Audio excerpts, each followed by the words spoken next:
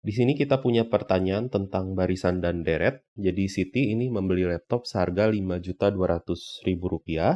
Jika harga laptopnya ini menurun 50% setiap tahunnya, maka laptop ini akan berharga Rp650.000 setelah dipakai Siti selama berapa tahun? Pertanyaannya seperti itu. Nah, di sini kita bisa susun sebagai barisan, suatu barisan ya. Jadi kita lihat saat dia baru dipakai, ini suku ke nolnya itu 5.200.000 ya. Dan suku pertamanya berarti setelah dipakai 1 tahun. Jadi kita bisa misalkan dulu di sini agar tidak bingung, UN ini adalah harga laptop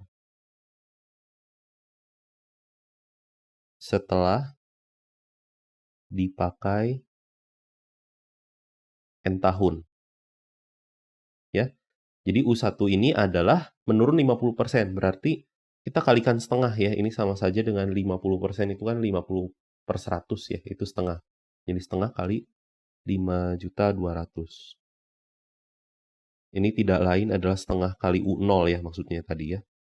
Lalu U2 ini tentunya menjadi setengah dikali U1, atau ini setengah kali U0.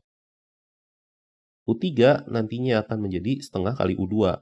Atau ini bisa kita teruskan lagi, setengah kali U1 yang adalah setengah kali U0. Atau ini tidak lain adalah setengah pangkat 3 ya kali U0. Ini tadi setengah pangkat 2 kali U0. Ini setengah pangkat 1 kali U0. Jadi dengan secara induktif kita bisa menebak untuk tahun setelah dipakai, ini akan menjadi setengah pangkat K dikali U0. Maka dari itu, kita cukup substitusi, ya. Kita ingin menentukan K-nya, sehingga kita punya Rp650.000. Ini sama dengan setengah pangkat K dikali Rp5.200.000. Sehingga setengah pangkat K ini adalah 5.200.000, maksud saya 650.000, ya. 650.000 dibagi 5.200.000. Ini tidak lain merupakan 1/8 ya, karena ini bisa kita sederhanakan. Dan 520 adalah 65 kali 8.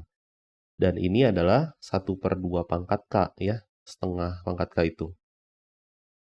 Akibatnya ini akan setara dengan 2 pangkat K itu 8, artinya K-nya adalah 3 ya.